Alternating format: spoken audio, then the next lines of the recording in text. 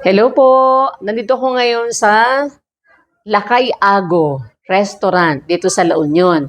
Ito yung isa sa mga room nila for dining, no? For dining ito. Pero tingnan niyo, kakaiba yung konsepto ng mga design nila. Oh. Ito parang mga antique collection. Mga bronze, oh. Ito, ayan, ito, oh. Parang ano siya, ano ba to? Parang bag na ano, oh, may mga bakal siya, oh, bakal. Ito rin, parang lutuan. Oh. Bigat ah. Parang lutuan siya. Oh. Yan oh. Mas ginawa nila dito pang display. Mga antique. Oh. Ito, mga ang bigat oh. Lagyan to ng kandila. Nalagyan ng kandila oh. Mga natuyo na dito. Tapos ito din, ito lalagyan din ng kandila oh. Yan oh. Pero mga bronze to ah. Oh, bigat. Yan naka-display ngayon dito. Oh. Yan oh. Dito sa Lakay Ago. Ito naman, ito parang kahoy. Siguro meron ditong sabitan. Natanggal na.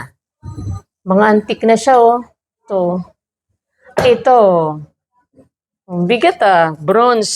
Parang pitsil na maliit. Ang bigat oh. Pero bronze to ah. Bigat oh. Ayan. Parang sa Beauty and the Beast to ah.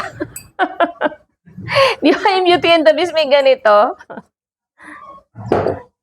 Ito naman, ito rin oh. Tingnan nyo, may flowers design pa oh. Yan. Nalagyan din to ng kandila oh. Yan oh. Mga ano na to, mga antique yan. Mga ganito pala, pwede palang ipang design dito no. Ito naman, ito antique din oh, bronze. Lata. Ito, bayanihan, oh. Kita mo, ito, bahay kubo, bahay na binubuhat. Ito yung dinidepict sa, ano ng mga Pilipino. Ugali ng mga Pilipino. Pagka merong bahay, nabubuhatin, tulong-tulong, oh. Ganito. Ganito yung mga nakikita natin na, ay sa mga libro, yung mga, ganito, oh. Nagbubuhat ng kubo, no? Bubuhat ng kubo sa bayanihan. Yan. Ito naman, ito oh. Parang ano siya oh, parang kalabasa. Kalabasa or bulaklak o na inati. Ayan oh. Parang lalagyan siya oh, yan, lalagyan. Ayan oh. Ayan. Ganda naman.